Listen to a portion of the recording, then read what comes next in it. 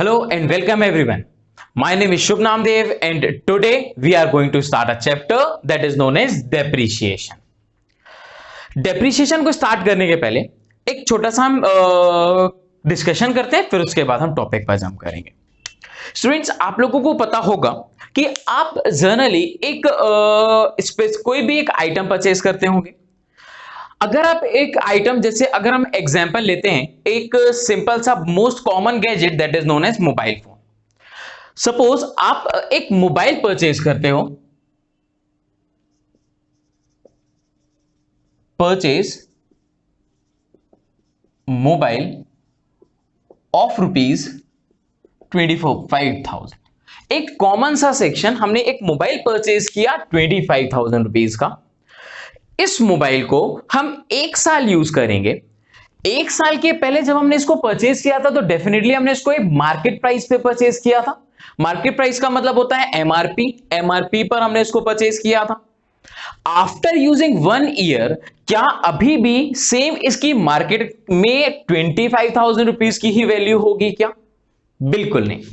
After using 1 year, ठीक है, हम बोलते हैं MRP of mobile on 1 April 2018, 1 April 2018 में हमने परचेज किया. Its value to rupees 25,000. Done. After 1 year, after using 1 year, after using 1 year, अभी इस मोबाइल की वैल्यू 20,000 रुपीज होगी. एक साल बाद यूज करने के, एक साल यूज करने के बाद इसकी वैल्यू 20,000 होगी. अगर मैं इस बेसिस पे मार्क करूं कि एक साल यूज करने के बाद इसकी वैल्यू 20,000 रुपीज हो गई, हमने इसे परचेज किया था 25,000 रुपीज में. सो ड्यू टू यूसेज इसका वैल्यू कितना हुआ? यूज करने के कारण इसका वैल्यू कितना डिक्रीज हुआ? और अगर हम इसको यूज करने के कारण कैलकुलेट करते हैं तो यूज करने के कारण इसकी वैल्यू 5,000 रुपए से कम हुई है. एंड क्योंकि यूज किया है इसलिए इसकी वैल्यू 5,000 रुपए कम हुई है. तो इस डिक्रीज इन दी वैल्यू को ना तो डिक्रीज्ड वैल्यू ना ही मार्केट एमआरपी जिस पे हमने मोबाइल परचेज किया था. अगर हम इन दोनों के डिफरेंस को बात करते हैं, इन दोनों के डिफरेंस की बात करते हैं, तो यहां पर डिफरेंस आया 5,000 रुपए. दैट मींस आपके मोबाइल की वैल्यू 5,000 रुपए से कम हो गई है. और अगर आपके मोबाइल की वैल्यू 5,000 रुपए से कम हो गई है तो इस 5,000 रुपए को ही हम बोलते हैं डेप्रिसिएशन. इस 5,000 रुपए को ही हम बोलेंगे डेप्रिसिएशन. अब शायद आपको यह डेप्रिसिएशन का कॉन्सेप्ट समझ में आ गया होगा. मींस किसी भी एक एसेट की वैल्यू कम हो जाना. इसमें हमने एक एग्जांपल लिया है ड्यू टू यूसेज, क्योंकि हमने उसे यूज किया है इसीलिए वैल्यू डिक्रीज हुई है. That is a part of your depreciation. क्या सिर्फ एक ही कारण होता है वैल्यू में डिक्रीज होने का और हम उसे डेप्रिसिएशन बोलते हैं? Answer is no. ऐसे और भी कुछ फैक्टर्स होते हैं जिन कारण एसेट्स की वैल्यू डिक्रीज हो जाती है. और अगर एसेट्स की वैल्यू डिक्रीज हुई है कुछ कारण के कारण, कुछ कारण से, उसे हम बोलते हैं डेप्रिसिएशन. चलिए तो इसकी एक बारी जल्दी से मीनिंग लिखते हैं. देखिए क्या होगा भाई. डेप्रिसिएशन, इसे बोलेंगे it refers to decrease in the value of, decrease in the value of, specific करेंगे tangible fixed assets. Tangible fixed assets probably students आप डिस्टिंग्विश कर पाओगे फिक्स्ड एसेट्स क्या होते हैं और करंट एसेट्स क्या होते हैं. और जो भी डिस्टिंग्विश नहीं कर पा रहे हैं फिक्स्ड एसेट्स और करंट एसेट्स में, वो वेट कर ले, उनको अभी पता चल जाएगा. किसी भी टेंजिबल फिक्स्ड एसेट्स की वैल्यू अगर डिक्रीज होती है, डिक्रीज होती है ड्यू टू भाई क्या क्या होता है, किस किस कारण से? Due to first usage. Usage का मतलब होता है, इसको हम नॉर्मल बेसिस में बोले तो यूसेज हो गया, और टेक्निकल लैंग्वेज में हम इसको बोल सकते हैं wear and tear. Done. Second concept, और क्या कारण हो सकते हैं? Due to efflux of time. Due to efflux of time का मतलब होता है जो आपका टाइम है वो पास हो गया, टाइम निकल गया। जैसे एफ्लेक्स ऑफ टाइम का मतलब हम आपको बता सकते हैं नोकिया के मोबाइल फोन्स। आपने देखा था अगर हम 5 साल या 10 साल पीछे जाएं तो नोकिया एक बहुत सुपर डुपर ब्रांड हुआ करता था। क्यों भाई? क्योंकि उनके जो प्रोडक्ट्स थे वो technology as well as means हम बोले software as well as hardware oriented हुआ करते थे, यूजर फ्रेंडली हुआ करते थे। तो हम उस पर्टिकुलर प्रोडक्ट की बहुत डिमांड किया करते थे। बट अगर हम आज की सिचुएशन देखें तो जो नोकिया है वो उतना मार्केट कैप्चर नहीं कर पा रहा है जितना वो यूजुअली पहले के टाइम पे किया जाता था। क्यों ऐसा? क्योंकि अब शायद वो यूजर फ्रेंडली नहीं रहा। तो टाइम पास हो जाने के कारण अगर उनका टाइम निकल चुका है, उस कारण अगर मार्केट में वैल्यू उनकी वैल्यू डिक्रीज हो जाए, तो पहला केस हमने मोबाइल का एग्जांपल ले लिया था। Second, efflux of time. Efflux of time क्या होगा भाई? सपोज आपने देखा होगा पहले पहले बार फोन्स आया करते थे।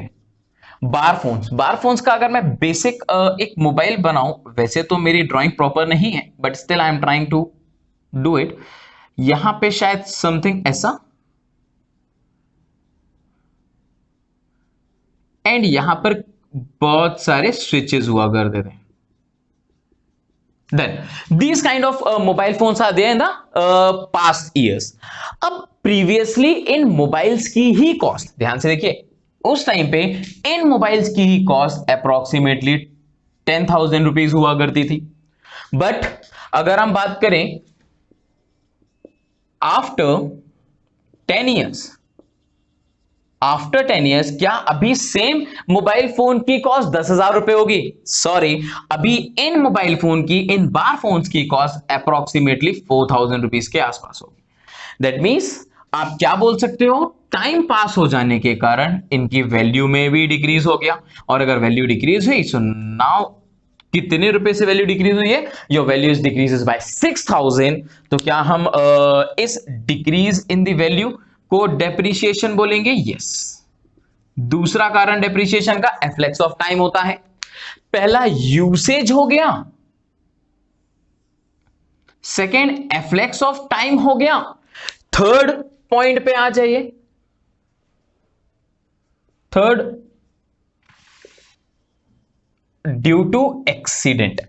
एक्सीडेंट का मतलब क्या होता है भाई? सिंपल सा कॉन्सेप्ट, अगर सपोज मैंने एक व्हीकल परचेज की, लाइक मैं बात करता हूं, मैंने अपाचे RTR 200 परचेज की, या फिर अपाचे हमने 204V परचेज की। अपाचे 204V परचेज की मैंने, उस अपाचे 204V का एक्सीडेंट हो गया। अगर उस अपाचे 4V का एक्सीडेंट हो गया, नो डाउट एक्सीडेंट होने के बाद हमने उसका इंश्योरेंस क्लेम कर लिया, रिपेयरिंग करवा ली, सब कुछ करवा लिया, पर पूरी अपनी व्हीकल को हमने फिर से वापस ओके करवा लिया। बट स्टिल आपको पता होगा, क्योंकि ये एक्सीडेंटल प्रोडक्ट है, क्योंकि ये एक्सीडेंटल प्रोडक्ट है, इसकी मार्केट में ऑटोमेटिकली वैल्यू कम हो जाएगी। क्यों? क्योंकि ये डैमेज्ड प्रोडक्ट की कैटेगरी में आ जाएगा। मतलब विदाउट एक्सीडेंट उसकी जो मुझे वैल्यू मिल सकती थी मार्केट में, अब उससे कम वैल्यू मिलने वाली है मेरे को मार्केट में। अब क्योंकि फिर से वैल्यू डिक्रीज हो गई है ड्यू टू एक्सीडेंट, तो it is known as depreciation. And the last point, last कारण जिस कारण वैल्यू डिक्रीज होती है उसे हम डेप्रिसिएशन में काउंट करते हैं, is obsolescence. SOLESENCE, obsolescence. OBSOLESCENCE, obsolescence. Obsolescence एक कॉमन टर्म है, शायद आपने सुना होगा कि जो मेरा पर्टिकुलर प्रोडक्ट है वो ऑब्सोलीट हो गया। ऑब्सोलीट हो जाना मतलब खराब हो जाना। व्हाट डू यू थिंक कि मेरे पास दो मोबाइल्स हैं, देखिएगा अभी क्योंकि हम एक मोबाइल का ही एग्जांपल ले रहे हैं तो मैं उस प्रोडक्ट को ही कंटिन्यू करना चाहूंगा। दो मोबाइल फोन्स हैं, थोड़ा सा प्रॉपर मोबाइल का ही शेप लेता हूं। हाँ जी, दो मोबाइल फोन्स हैं सिमिलर टू दिस, आज की डेट में यही सेम प्रोडक्ट्स चल रहे हैं भाई, इसी तरह के। होप सो ये दोनों प्रोडक्ट्स सिमिलर होंगे। इसे थोड़ा सा हम छोटा करते हैं। हाँ जी, दो मोबाइल फोन हैं, मान लेते हैं किस ब्रांड का, आईफोन। चलिए प्रोबेबली आईफोन 11 लीजिए, आईफोन 11 है, इसे भी हमने परचेज किया था 1 अप्रैल 20 एंड इसे भी हमने परचेज किया था 1 अप्रैल 20। बात क्या है, अगर हम आफ्टर 6 मंथ्स की बात करते हैं, 6 महीने के बाद, ऑन 30th सितंबर, अगर हम 30th सितंबर, 6 महीने हो गए, 6 महीने के बाद ये आईफोन, ये वाला आईफोन, या फिर ऐसा मार्क करेंगे, ऑन 30th सितंबर ये वाला iPhone is in a working condition, ठीक है, and this iPhone is not in a working condition. This iPhone is in working condition और this iPhone is not in a working condition. क्या लगता है आपको, दोनों को सेम डे पे परचेज किया था, यू नो वेरी वेल कि इसका प्राइस अगर हम 65,000 रुपीज ले रहे हैं, 65,000 में रुपीज में लिया था, तो अगर 6 महीने के बाद ये वाला आईफोन वर्किंग कंडीशन में है, तो जो आईफोन वर्किंग कंडीशन में है उसकी मार्केट में प्राइस आप शायद 30,000 बोल सकते हो, लेकिन जो not in a working condition है, ये नॉन वर्किंग कंडीशन पर है, तो नॉन वर्किंग कंडीशन की वैल्यू आप अप्रोक्सीमेटली 20,000 बोलोगे, क्योंकि हमें उसे रिपेयर करवाना पड़ेगा और रिपेयर करवाने के बाद भी थोड़ा सा मुश्किल होता है कि वो चल पाए या नहीं चल पाए। तो आप देख रहे हो डिफरेंस आ गया, क्योंकि ये वर्किंग कंडीशन में नहीं है, इसीलिए इसकी एक्स्ट्रा 10,000 रुपीज की वैल्यू डिक्रीज हो गई है, एक्स्ट्रा 10,000 रुपीज की वैल्यू डिक्रीज हुई है, क्योंकि ये not in a working condition. That means इसको एक कॉमन लैंग्वेज में बोलेंगे, this iPhone 11 becomes obsolete. Obsolete का मतलब वो खराब हो चुका है, अब हम इसे स्क्रैप में सेल कर सकते हैं, स्क्रैप में सेल करेंगे, और आपको पता है ऑब्सोलीट हो जाने के कारण इसकी वैल्यू कम हो गई, इसकी वैल्यू 10,000 रुपए से कम हुई, तो हम अगेन क्योंकि वैल्यू डिक्रीज हो रही है तो इसे भी डेप्रिसिएशन ही बोलेंगे। मतलब हमने क्या देखा, ऊपर फ्रॉम द बिगनिंग देख लिया था कि भाई अगर डेप्रिसिएशन है तो decrease in the value of tangible fixed assets.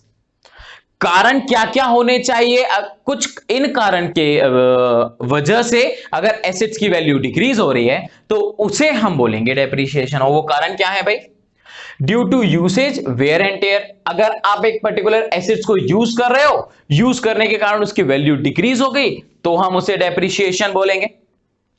Due to efflux of time, efflux of time का मतलब बोल सकते हो चेंज इन ट्रेंड। पहले आपके क्वेरिटी कीपैड्स या फिर बार फोन्स आया करते थे, बट अब आपके टच मोबाइल्स की का टाइम चल रहा है, तो ये जो हमारे बार फोन्स हैं अभी इसकी वैल्यू ऑटोमेटिकली डिक्रीज हो गई। और अगर due to efflux of time का मतलब चेंज इन ट्रेंड के कारण अगर वैल्यू डिक्रीज हो गई है तो फिर उसे हम अगेन डेप्रिसिएशन बोलेंगे। Next, due to accident, product का एक्सीडेंट हो गया, प्रोडक्ट डैमेज हो गया, डैमेज हो जाने के कारण वैल्यू डिक्रीज हो गई, तो again it is a part of your depreciation. And the last one is due to obsolescence. Obsolescence का मतलब होता है particular product is not in a working condition, और अगर वर्किंग कंडीशन में नहीं है तो ऑटोमेटिकली यहां पे भी हमने देखा अगर वर्किंग कंडीशन में नहीं है तो भी उसकी वैल्यू डिक्रीज हो जाती है, और इस सिचुएशन को भी हम बोलते हैं डेप्रिसिएशन। ठीक है, तो हम अपनी मीनिंग को कंप्लीट करते हैं। It refers to decrease in the value of tangible fixed assets due to usage, efflux of time, accident, obsolete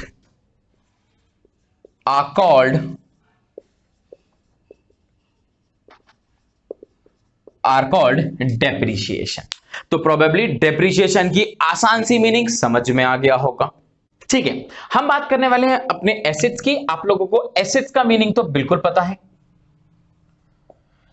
assets का मतलब हमको पता है एक ऐसा पर्टिकुलर आइटम जिस पर हमारी ओनरशिप हो, अगेन वन मोर टाइम, जिस पर हमारी ओनरशिप हो, जिसे हम कंट्रोल और मैनेज कर पाए, और साथ में जो हमें फ्यूचर में बेनिफिट देता है, is a part of your assets.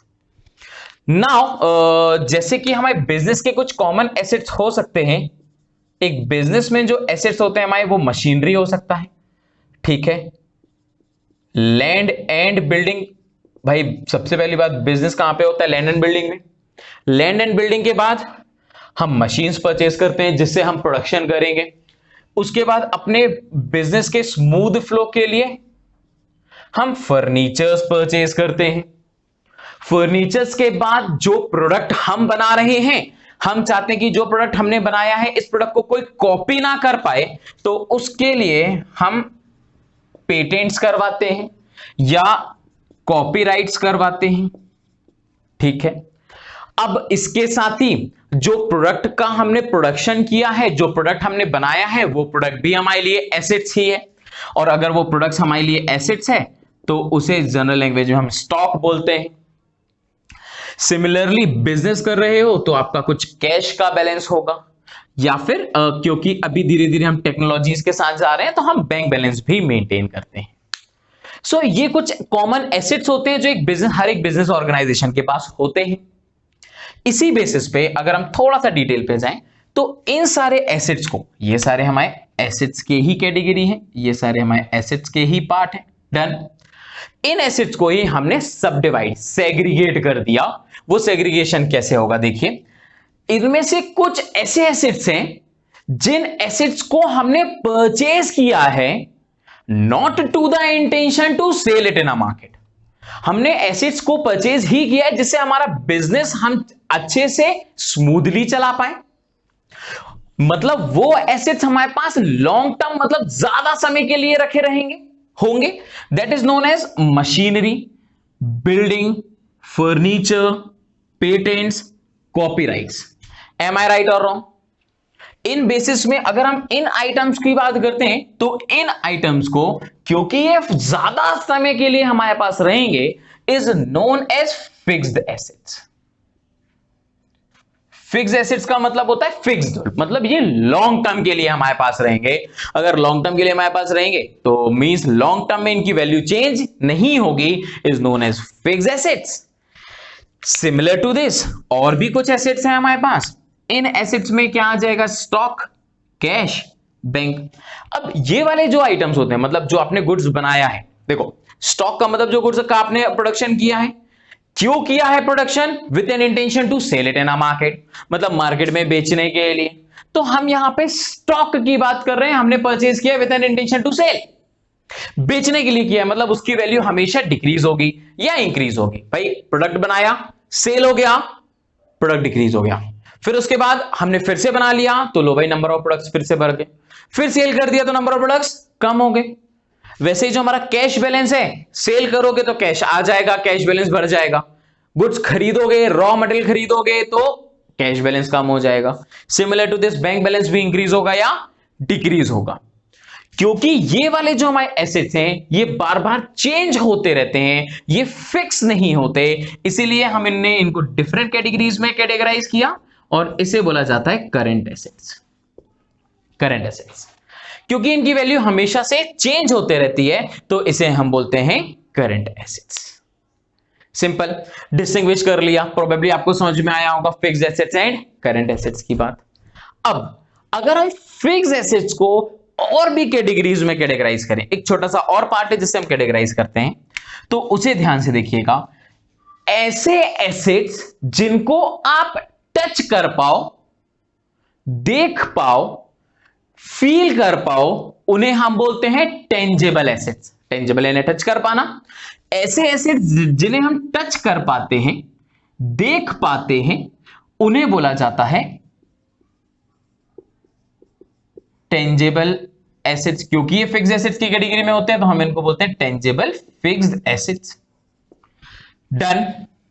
और ऐसे एसेट्स जिन्हें हम देख नहीं पाते बट स्टिल वो हमारे पास लॉन्ग टर्म के लिए रहते हैं is known as intangible fixed assets. Intangible fixed assets. भाई देखिए ना, ये जो हमारे पास पेटेंट है या कॉपीराइट है, ये हमारे लिए इंटेंजिबल होता है, ये कहीं पर दिख नहीं रहा होता, ये एक सर्टिफिकेट के बेसिस पे हमारे पास रखा होता है। बाय चांस किसी भी मैन्युफैक्चरर ने हमारे प्रोडक्ट को कॉपी करना की कोशिश की, हम सीधे उन पर केस कर सकते हैं with the help of these certificates. तो ये कहीं दिखते नहीं है, कहीं अवेलेबल नहीं होते, बट स्टिल उस पर हमारी ओनरशिप होती है। सो दैट्स व्हाई हम उसे बोलते हैं इनटेंजिबल फिक्स एसेट्स। अब अगर हम इन सारी चीजों को एक बार समराइज कर लें एसेट्स की कैटेगरी में, तो देखेंगे जरा क्या होते हैं। एसेट्स को दो पार्ट में हमने डिवाइड किया। First one is your fixed assets and the second one is your current assets. If we talk about fixed assets, तो again fixed assets के अंदर दो कैटेगरीज है हमने देखा। First is your tangible fixed assets and the second one is your intangible fix assets. दो part में categorise कर लिया, tangible fix assets and the second one is your intangible fix assets. अब ये जो डेप्रिसिएशन का टर्म था, इस डेप्रिसिएशन पे हमने क्या यूज किया था? देखिए हमने क्या बोला था, it refers to decrease in the value of tangible fix assets. मतलब ऐसा एसेट जिसको हम टच कर सकते हैं, इसकी बात हो रही है। Tangible fix asset like machine, land and building, furniture, इस तरह के एसेट जिनको हम टेंजिबल टच कर सकते हैं और वो हमारे पास लॉन्ग टर्म के लिए रहते हैं, उनकी वैल्यू में डिक्रीज हो जाना due to usage, wear and tear, due to efflux of time. Efflux of time का मतलब होता है change in technology, change in technology, due to accident, due to obsolescence. तो इन कारण से अगर वैल्यू डिक्रीज हो जाती है टेंजिबल फिक्स एसेट्स की, is known as depreciation. Done. Similar to this कि अगर हमारे टेंजिबल फिक्स एसेट्स की वैल्यू डिक्रीज हो जाती है, तो इंटेंजिबल फिक्स एसेट्स की वैल्यू भी तो डिक्रीज हो सकती है। हाँ जी, बिल्कुल हो सकती है। अगर इंटेंजिबल फिक्स एसेट्स की वैल्यू डिक्रीज होती है, तो भी हम क्या उसे डेप्रिसिएशन ही बोलते हैं? आंसर इज नो, क्योंकि यहां पर उन्होंने स्पेसिफिक किया टेंजिबल फिक्स एसेट्स। बट अगर इनटेंजिबल फिक्स एसेट्स की वैल्यू डिक्रीज होती है, तो उसे हम क्या बोलते हैं? उसे बोला जाता है एमोर्टाइजेशन। वन मोर टाइम, उसे हम बोलते हैं amortisation. What do you mean by amortisation? Amortisation is just similar to the depreciation, but few factors are there. Few factors are there का मतलब क्या होता है? डेप्रिसिएशन में again one more time tangible use होता है और एमोर्टाइजेशन में इनटेंजिबल। देखिए इसे भी हम एमोर्टाइजेशन को डिटेल में देख लेते हैं। AMORTISATION, amortisation. देखिए जरा एमोर्टाइजेशन को हम किस तरह से यूज करेंगे। It refers to decrease in the value of, decrease in the value of intangible, देखिए स्पेसिफिक हो गया, intangible fixed assets. Intangible fixed assets are called amortisation. Amortisation are called amortisation. देखिए किसकी बात हुई? इनटेंजिबल फिक्स्ड एसेट्स की। मैं यहां पे मार्क कर देता हूं, आर कॉल्ड एमोर्टाइजेशन। तो अगर आपसे पूछा जाए कि भैया डेप्रिसिएशन क्या है, तो आप बोलोगे decrease in the value of tangible fixed assets due to usage, efflux of time, accident and obsolete are called depreciation. And अगर आपसे पूछा जाए what do you mean by intangible amortisation, तो आप क्या बोलोगे?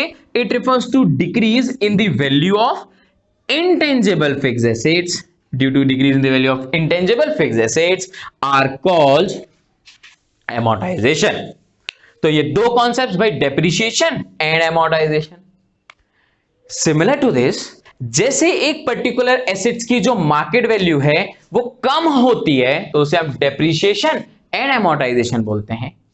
तो क्या सिमिलरली ऐसा हो सकता है कि जो हमारे एसेट्स हैं उनकी वैल्यू कभी इंक्रीज हो जाए? बिल्कुल हो सकता है भाई। जनरली आपने देखा होगा जो आपकी लैंड और बिल्डिंग है, वन मोर टाइम, जो आपकी लैंड और बिल्डिंग है, आपने देखा होगा ना, लैंड अगर होती है तो लैंड की वैल्यू बहुत मुश्किल है कि वो कम हो जाए, उसकी वैल्यू हमेशा हमने इंक्रीज होते हुए ही देखा है। तो अगर वैल्यू डिक्रीज हो रही है तो आपने डेप्रीशिएशन बोला, अगर वैल्यू इंक्रीज होगी तो हम उसे क्या बोलेंगे? Simple, decrease in the value of fix assets is known as depreciation और increase in the value of asset is known as appreciation. कम होगा तो डेप्रीशिएशन, इंक्रीज होगा तो एप्रिशिएशन। अब देखिए, डिक्रीज में दो सब डिविजन हैं, टेंजेबल फिक्स एसेट्स के लिए डेप्रीशिएशन, इनटेंजेबल फिक्स एसेट्स के लिए amortisation.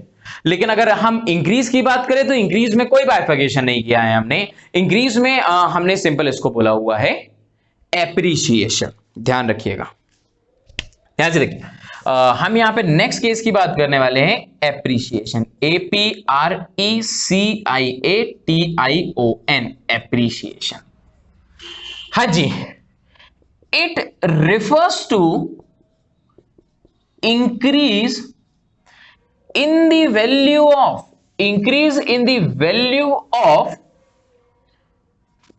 fixed assets due to नहीं लिखते हैं, ड्यू टू अंडरस्टूड है, decrease in the value of fixed assets, increase in the value of fixed assets are called appreciation. It is just an reverse of depreciation. Value increase होगी तो appreciation, decrease होगी तो depreciation या amortisation. तो ये एक simple सा basic concept है डेप्रिशिएशन, एमोर्टाइजेशन एंड एप्रिशिएशन का। ये सारी चीजें कवर अप होती हैं हमारे चैप्टर नेम डेप्रिशिएशन में। ठीक है।